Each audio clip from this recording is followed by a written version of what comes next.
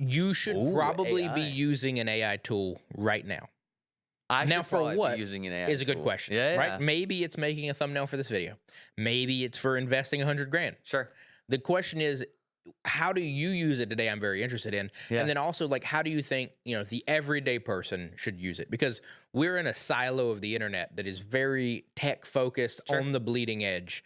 There's a 90% of the world that is not on that bleeding edge. Yeah. So, and I feel like I'm a little biased because my feed is like, I feel like every video I'm watching right now is how AI is impacting something. Sure. Really anything. Polymarket bets. Yeah. We're gaming the S&P. Well, Claude bot created a day trader bot that buys and sells, and I gave it $2,000 and it made $1 million overnight or whatever. Crypto plus or minus 15-minute up and down. New app created. Yep. And it's all it's everywhere, right? There's Gemini, there's Claude, there's ChatGPT, there's Grok, and all these different pieces. I think one of the things it's definitely impacting in a big way is your ability to process information. Because you can ask it dumb questions. Yep. We're on the Wealth Help Desk, right? You're supposed to ask us your dumb questions. But you can also ask a robot dumb questions too, to be able to get an answer to something that you just don't fully understand. Yep. And I think that's a good thing for financial literacy. I think you start to understand when you can ask the questions of your level of understanding to then improve it, right? So that you get people that are smarter, that are doing different things with their dollars that are more valuable to the market. I think we've lived by this mantra, and I use this a lot in everyday life, and you've probably heard this so much you hate this, but it's like, there's this thing that, like, if everyone is doing something, most of the time you probably shouldn't do that thing. If your goal is to be successful, like if everyone in your family told you to do X and everyone in your family does not live the life you want to live, you probably should not listen to that advice. Sure. That doesn't necessarily mean it's always bad advice. I think that getting access to something like this allows you to begin to curate your own information. Ask your own questions. Get your own level of expertise, because we all know that if you Google something and I Google something, we might get different results. We might see different options. And it comes down to the way you Google it.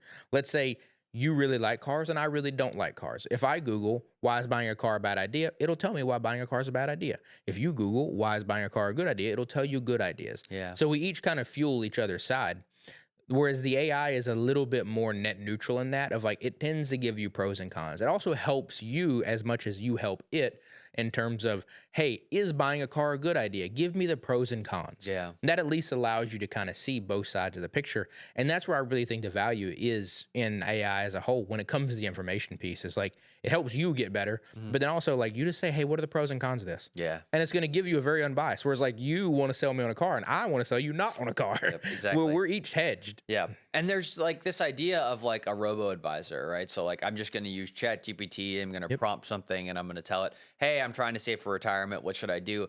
And I would say overall, we can talk about some of the negatives on here for that next one of why that one doesn't work. But ultimately, I don't think that's a terrible idea to get you started. Hey, what questions should I ask my financial advisor? Hey, where should I put my money? And a lot of times it's going to give you some of the things we talked about here. It's going to say invest in the S&P 500, right? It's going to say create an emergency fund. And it's going to say, hey, here's your average rate of return over XYZ time. This is what you could potentially make if you did this for 30 years. And I think those are good things. Yeah. Right? Those aren't bad things. But I do think if it's riskier in nature, one, it's going to tell you to talk to a financial advisor most times, but there's certain things that just are riskier. And I don't necessarily think it's always going to give you the best advice on that side. And I think that's kind of scary. Yep. Are you more of an optimistic or pessimistic person when it comes to this AI frontier we're in? Oh, man.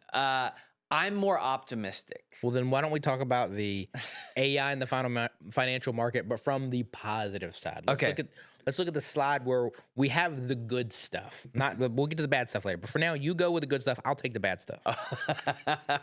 Okay, interesting. The apps are awesome as well. I think that there's some like I was able to do. I put what my financial plan is into Claude bot. Actually, I didn't even put my financial plan. I threw some of my statements together and I was like, hey, build me a financial plan. And it actually created something like relatively good and achievable and said, hey, here's some areas you should look at. Do you have high fees in this spot? Sure. Whatever it might be. And I think that's really cool. And that's something to where, like, when you look at the chart here, it's like, that's a very, I guess, more homegrown kind of tactic, or Yeah. like that's probably a little bit harder. Whereas, like, you have the robo-advisors, like you have Fidelity has one, Vanguard, Betterment. I mean, there's a litany of these things out there that you can utilize. And personally, whichever one integrates with your banking system is the most effective. They're Sure. probably all integrated with Plod, and you can tie it in. Yeah. But it's like, hey, are you just trying to get a picture of your net worth? Are you trying Yep. to get a picture of your diversity? Are you trying to Yeah. get a picture of your risk? And it's one of those things where you could take those accounts, like you said, you could put them in a Grok, you could put them in a Claude bot, you could put them into one of these systems, and you can get a lot of really useful tools out of there.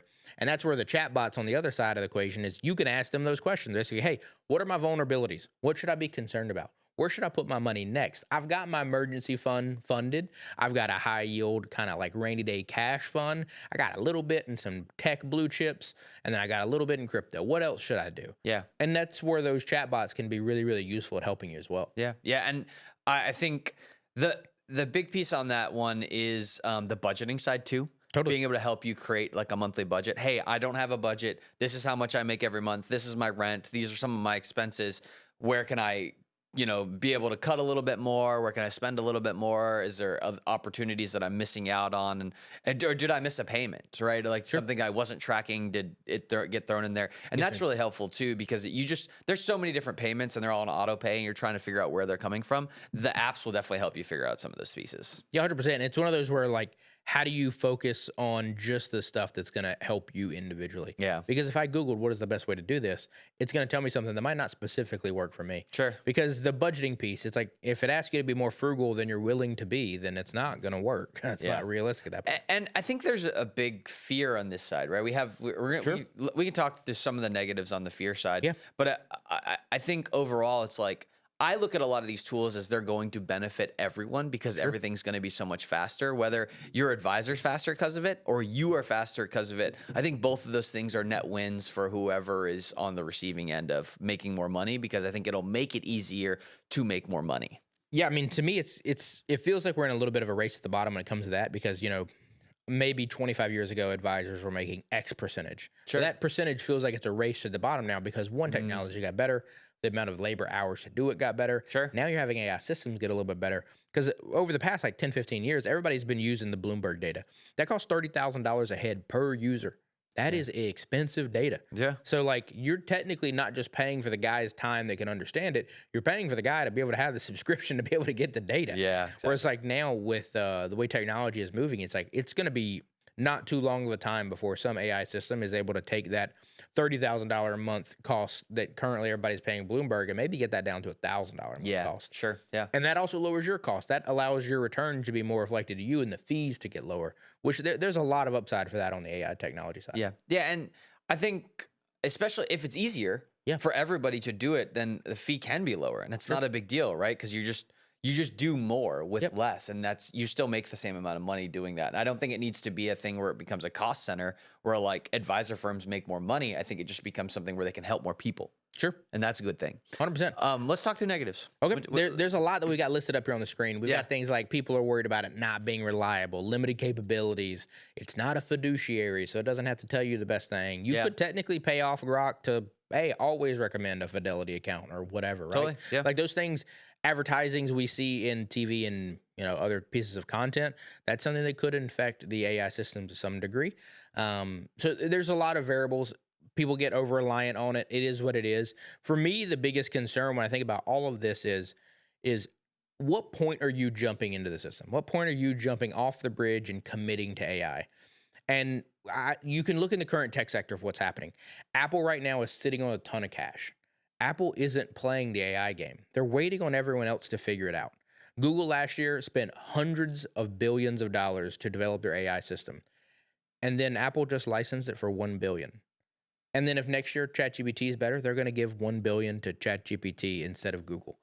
And it kind of feels like in hindsight now, looking at Apple, it's like, oh, they're the smartest person in the room. They're going to wait for which one's best, and there's going to a licensure agreement. Now, sure, they don't get the crazy upside because one of the companies right now, there's about 6 or 7 that are currently competing to be like the winning AI. Sure. Whoever wins has got massive upside. But all of the losers are going to get smoked and they're going to get crushed. And it could be something to where we might even see a titan like Google fall. Yeah. Now, the way this relates back to you personally as an individual, one of these AI systems might give you the best investment strategy ever. Sure. And you might overnight become worth tens of millions of dollars. And one person's going to do that. Yep. Everyone else is not. Exactly. And it's one of those, if you just wait, this technology is going to get so much better. Just use the safe things. If there is a time I could ever recommend people to not chase the cutting edge, it's right now, because the cutting edge is going to cut. It's going to make you bleed. It's going to hurt. A lot of people are not going to win. Sure. And I mean, I'm very into the technology side. And for me, it's a land of like, yo, I don't even want to be involved. Yeah. Let this sort itself out. This is the first time in my life, and I've been a technologist. I've tried to be on the front side of all business I could be my whole life. This one, I'm 100% like, yo, I want this to settle down. Like I want to pick the winner here. It changes. The environment changes every single Every day. Yeah. And I think there's a couple things on here that are rooted in fear. And the first one is really interesting. So not being fully reliable or personalized. Sure. I think your financial journey is so tied to your life. Right? It's so tied to your ability to be able to do certain things, to send your kids to different schools, to buy certain houses, to buy things that you want, that you care about, to fund your hobbies, whatever. And I think there is a level to this that is so emotional in nature, that it's so cold when you're talking to a robot about having a child, where it's like kind of more enticing to have an emotional journey with somebody you trust, you care about, you have those good quarterly conversations on your financial journey. And I think the robot's not going to give that to you.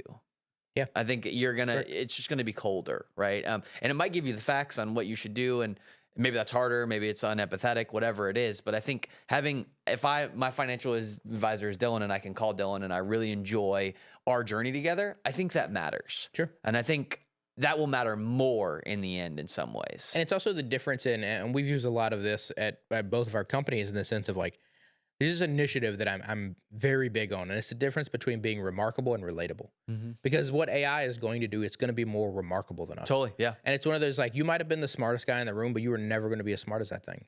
Like, there's no chance. It literally has infinite compute. You have limited compute. If you don't have your coffee in the morning, you're automatically slower, right? Sure, yeah. But if you are relatable, if you are the person that doesn't like cars, if you are the person that happens to terribly enough be a Cowboys fan, like, there's going to be people who relate to those factors, right?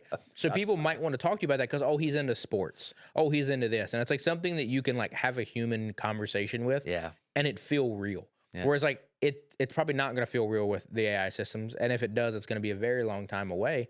But it's one of those where they're going to be, what is the percentage return of this? Mm-hmm. What is that? Blah, blah, blah, blah. That's good. What that doesn't know is that, hey, you really want to, I know you want to take a loan, or you want to take a little bit of your money out of your 401k because you want to buy something nice for the grandkids. Yeah. That doesn't make sense. That's not a good financial move. But I know that's going to make you happier than anything else. So I'd rather figure out a way to help you do that. Yeah. And when we talk a lot about retirement, I think the end goal is giving, being able to help and love and support people. And I haven't necessarily tried to plug that into a chat, but I would imagine there's this level of like, I don't know if it gets you there in the same way, totally. Right? Because it is about giving back. And so you want to be blessed enough to be able to do that. 100%. And the other one on here that was really big for me was the fiduciary duty. Yeah. And I think also liability. Yeah. Who takes liability if you get a bad recommendation on the robot side? It's weird that people pick and choose these battles, because it's like on one end you always hear the internet clamoring about, well, if a Tesla or a Waymo crashes, who's liable for that? And it's like, we're worried about that, but we're not worried about the financial advice that the things are giving us in the Grok chat or the ChatGPT chat. It's like, why are we picking these battles in the way that we are? Because one, I would argue that the AI system is probably slightly better than us at both of those things. Driving for sure, and then probably what's the best investment strategy. Now, that might not be personalized to you. Mm-hmm. So it's how do you get those customized approach, but then also how do you just be realistic and understand it? Like it is different, but it's like go into it with concern. It might not be correct. Well, and I'm a big accountability guy, and it lacks accountability then too, because it's like you're not going to call ChatGPT and say, hey, this gave you a recommendation. They started doing this thing where it says, hey, you should contact a financial advisor to verify it. And it might be right. Right, and that's totally fine. If it's right and you can win with it, that's great. But ultimately, if you lose with it because you did something wrong as a prompt, or Yeah. it gave you bad advice, then like there's nothing you can do at that point, and that's an issue. To me, it just feels like you're upset at Tony Robbins because you read his book and you didn't get successful, right? And Yeah, it's like one of those things of like, I would be willing to wager everything in the book would help you. I don't think anything in that book is probably going to hurt you. Yep, Now, if you don't implement it well, exactly. it might be a bad time. That also, I don't think every person that has ever read a Tony Robbins book is worth millions of dollars. I do not think that correlates. Yeah, Same is probably true in this. yeah. And I think the third one on here that I was really interesting is and I've heard this more and more, is the data stuff. Sure. So like when you connect a robot to your bank account specifically, and maybe it has access to be able to buy and trade for you. Dude, there's some scariness there because, like, once again, I've given it the autonomy to say, hey, this is my strategy. And if it executes and also fails, I think there's a liability thing. But it's also like the same thing with Plod that you were talking about. I know lots of people have issues with Plod because they're connecting your account to the budgeting account. They have access to your information. There's a bunch of data they can collect off of it. And we don't really want everyone to have our data. I think that's a fair statement to say, hey, I don't want everyone to have my data, right? 100%. I mean, it's one of those where people are going to continue to either trust it more, or trust it less, depending on which side of the aisle you're sitting on. It feels like. And for me, I'm just big team. Like, I'm sitting on the sidelines and waiting. I want to be called into this game yet. I have no reason that I have to use it today. Yeah. There might be a scenario where you do. I know some employers are starting to tell people to, in the programming world, we're starting to get away from coding and we're starting to get prompt engineers. So it is a little bit kind of scary in that. But for me, I'm going to sit on the sidelines. I'm going to wait this one out. Yeah. And I think that's a smart move. And a lot of people have taken that stance to say, hey, I'm not going to give it unprecedented access. The Claude bots of, hey, I'm going to give it my Gmail, my bank account, and all my stuff to see what it can do. And because you just don't know what's going to happen on the back end of this. There's still so many unknowns. So No, 100%.